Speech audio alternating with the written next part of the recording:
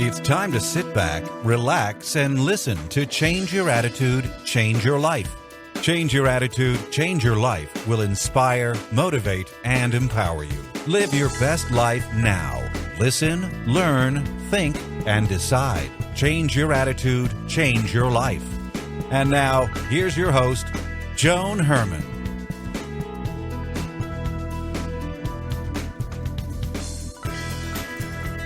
Welcome to Change Your Attitude, Change Your Life. I'm Joan Herman. Thanks for tuning in.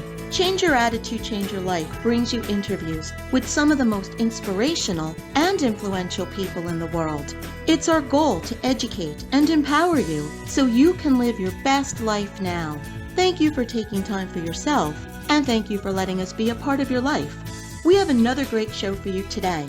We're taught to work hard and do our best, and we strive to live a good life. Just as life is moving along, we experience heartbreak and loss. Things don't go as we planned. Without warning, we are thrust on an unfamiliar path, usually floundering, just trying to get by. According to today's guest, Mark Nepo, throwing ourselves wholeheartedly into what we're given brings us alive. And as we discover for ourselves the lessons of our journey, we are led to the wisdom that allows us to fully live the one life we're given. Mark is the author of the #1 New York Times bestseller, The Book of Awakening. He was named one of the most spiritually influential living people. He's appeared on Oprah's Super Soul Sunday and traveled the country with Oprah on her The Life You Want tour.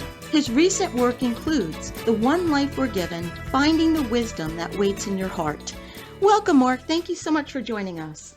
Oh, thank you. It's great to be with you. So, Mark, we all have these grand plans of the life we expect to live, and sometimes everything seems to be on track, and then something happens that turns your world upside down. And I experienced this literally in a very short period of time. The life I knew ceased to exist, and everything was different.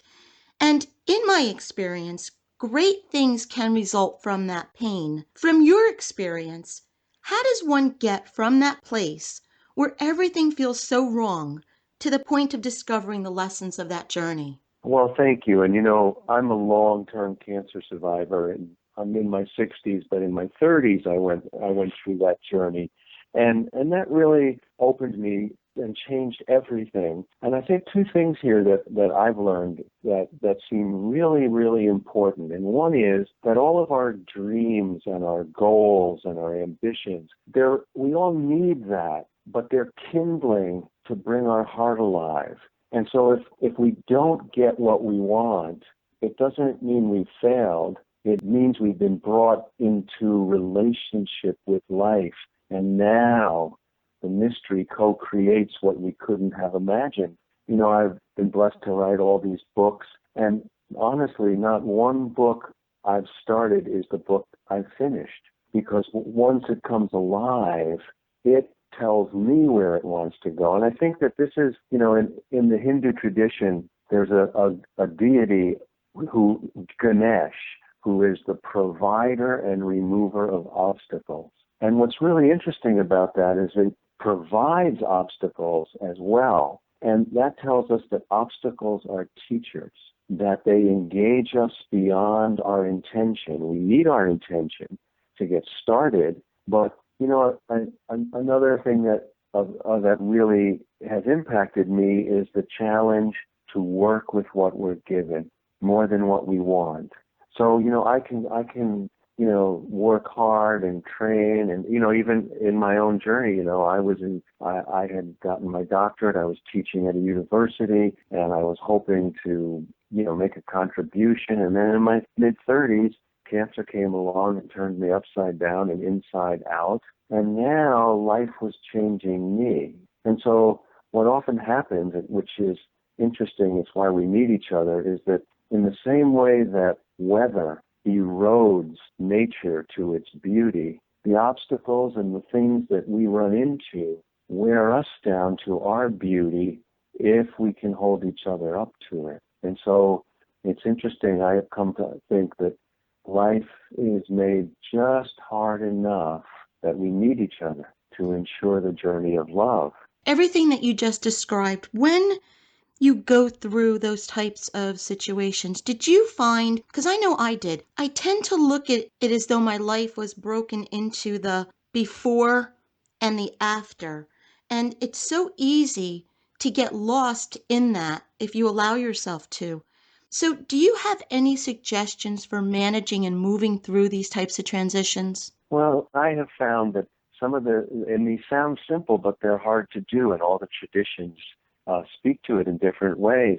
But one is returning again and again to how rare it is to be alive.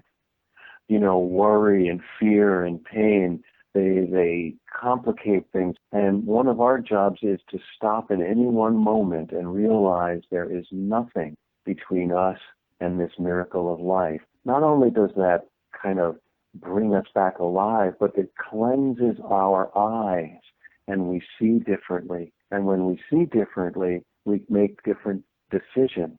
I think two other things that are timeless, and maybe the oldest medicine we know, are holding and listening.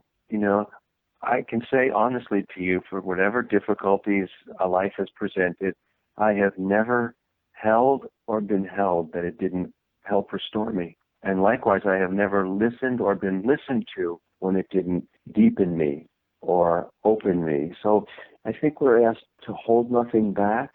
And this is all like what I like to call a practice of return. I don't believe personally in a personal state of enlightenment. That's just not been my experience.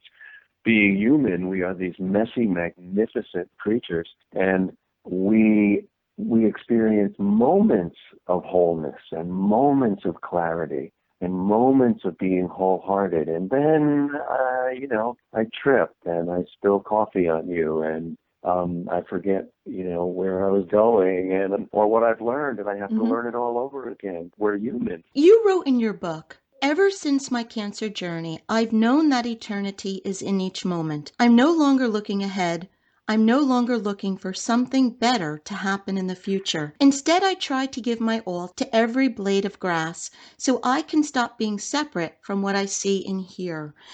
Mark, the way that we live our life today, the pace that we live, do you think that we're truly experiencing life, or is it passing us by? Well, I think that this is more acute in our age than in other times, but we can, and let me put it this way. So many of us exercise, we jog, we belong to gyms, we do things. And why do we do that? Because the labor that was necessary to survive 150 years ago, we don't have to chop wood and we don't have to go and bring buckets of water from the stream.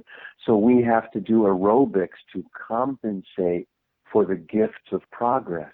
Well, what you're raising is we have a need to create spiritual and inner aerobics to compensate for progress. So technology, I love technology. There's nothing wrong with technology. It's inert. But if I don't meet the outer world with my inner life, the way water fills a hole, take technology, for instance, the characteristics of technology by default, like water filling a hole, will become my values. And now I won't be able to be in one place at the same time. I'll be split focused. I'll be rushing. I'll be moving too fast. And so I can use technology as a tool if I commit to letting what's inside me come out, to being in conversation with my own heart, because our heart is the conduit between the inner life and the world. So I'll offer you, this is an interesting, and a lot of the things that I write become my teachers. I don't know them when I write them. I write because I need to learn, and the words are the trail of that learning. So it's in the new book, and it's a metaphor of a wooden match, a match that you light a stove with or you light a fire with. And we all know that the tip of that match, the flame and light and heat are dormant in the tip of that match, but it doesn't reveal itself until it strikes against the surface.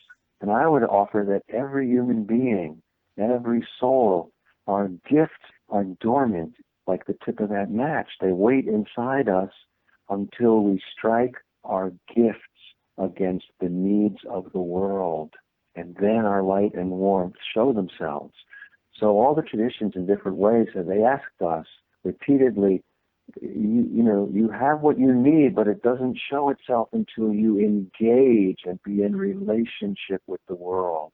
And this, Mark, is the wisdom that's already in our heart. Yes, it's dormant like the tip of that match, and it's only by staying in relationship to ourselves, each other. We think of relationship rightly as, you and I are in relationship, or friends, or lovers, or family. But we also have relationships and friendships with nature, with life, with our soul, with the mystery, with the earth.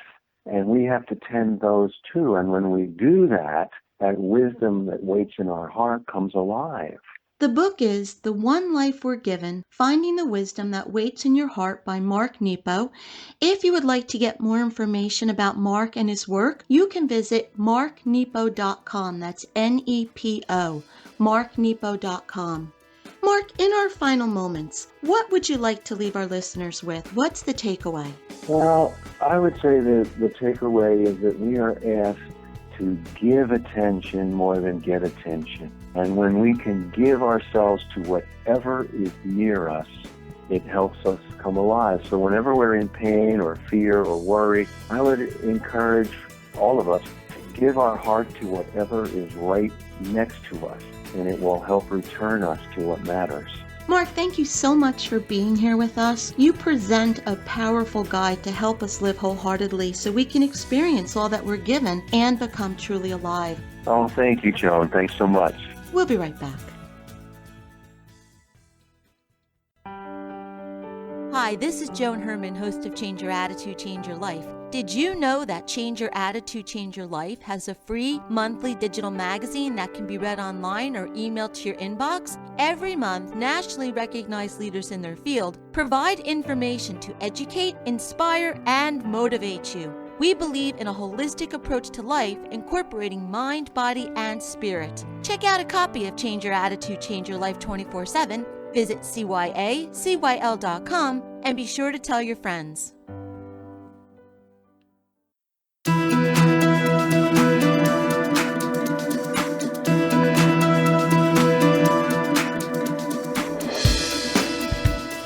Thank you for joining us. I hope you found the show informative. At Change Your Attitude, Change Your Life, we believe that knowledge is power. Take what you've learned, apply it, and live your best life now.